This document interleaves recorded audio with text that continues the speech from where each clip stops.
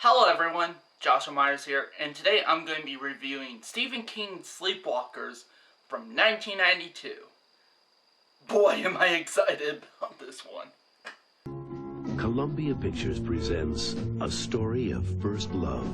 You don't know me, Tanya. But I want to. As told by Stephen King.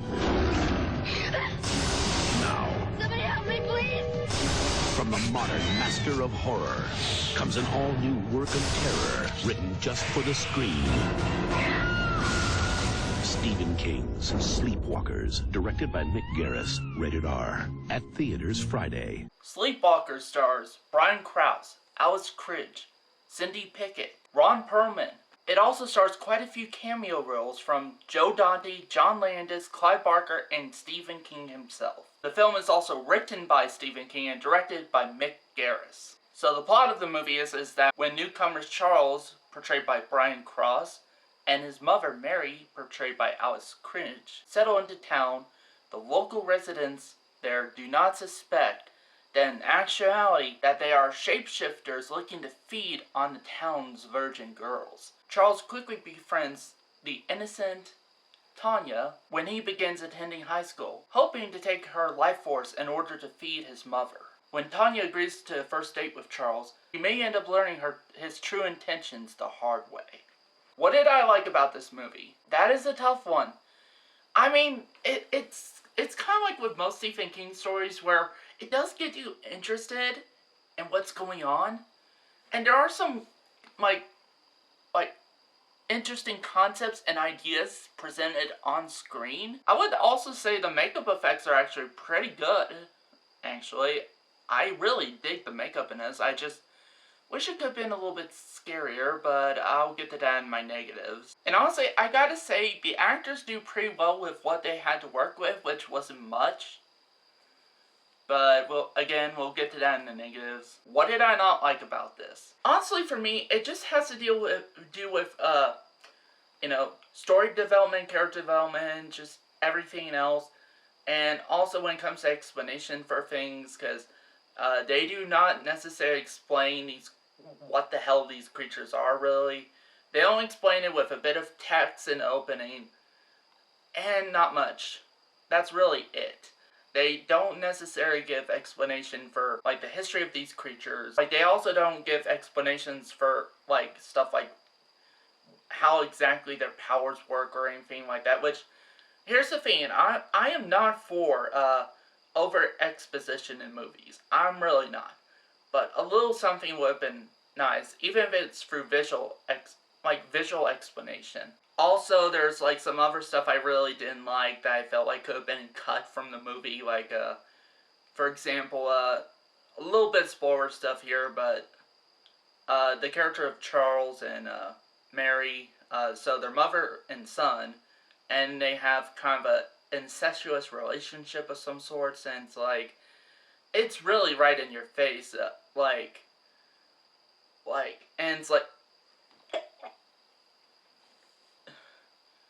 and honestly for me, I would have been fine with it if it was much more subtle than that, if there was a undertone of the incest stuff, I would, kind of like how with Freddy Krueger, there's kind of an undertone, an underlying layer of the fact he could have, molested these children, but they never put it in your face, so it's much more,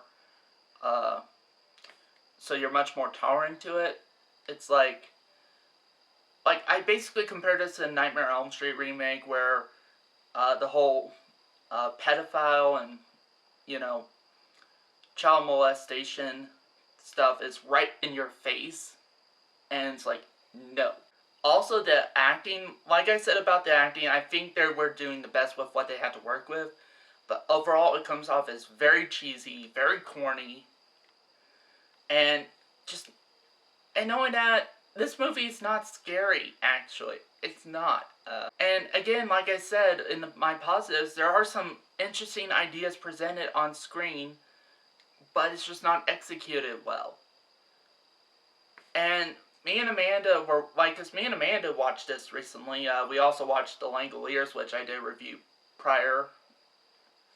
And And honestly, it's like, the problem we've been noticing with some of these Stephen King adaptations is just execution, and like I said, it's like,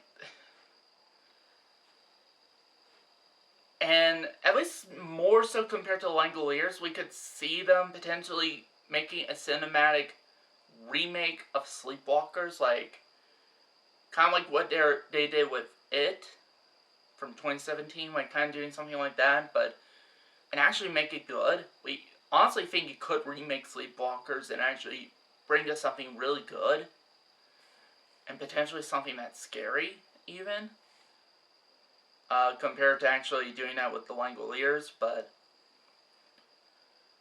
yeah, it didn't work here. In fact, honestly, like, basically how the film works, it's like, it gets, like, basically it's slow burn for a lot of it, and at certain points it just goes right into Crazy Town, like, typical Stephen King Crazy Town, and when it does get into Crazy Town moments, it's like, yes, like, it's so bad, it's good, honestly. Like, I had a blast with it, honestly. And when this film does get crazy, I love it for that, actually. It's so over the top that it's just so enjoyable.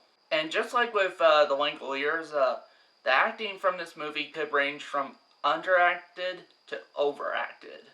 There's also stuff like involving like a cop that has a freaking cat in the car. And I'm like, that's kind of odd. It's like, shouldn't they have dogs? Like, who ever heard of cops having cats with them instead of dogs? Although, to be fair, I would probably be, like, if I were a cop, I'd probably be one of the weird ones that actually does have a cat in the car. Just saying. But overall, I really had a blast with Sleepwalkers. It's one of those films, like, you would have to know what you're getting yourself into with it. Like, you would have to know the kind of film it is in order to enjoy it. Like, if you're looking for a film that's, like, really cheesy but over the top, and the over the top scenes are just really out there to the point where you would enjoy it, then this is the movie for you. But if you're looking for something that's actually good, and something that will last, and definitely something that's timeless, and something that, like, and something that's actual class to it, then this may not be the film for you. So, you just basically have to go into this film with the right mindset. But overall, I really enjoyed it. I knew the kind of film I was getting myself into, and with that, I, like, had a blast with it. So, I'm going to give Stephen King's Sleepwalkers from 1992 a 3.5 out of 5 stars. I really actually love this movie for what it is, actually. I really do. It's a film that, honestly, I may potentially rewatch. And I'm honestly thinking, because I heard Scream Factory either came out or is coming out with a collector's edition of this movie. I'm probably going to try to pick it up on a Blu-ray from Scream Factory, that's for sure. I enjoyed it that much to where I could see myself rewatching it again. So that's it for this review. Thank you guys for watching, and see you next time.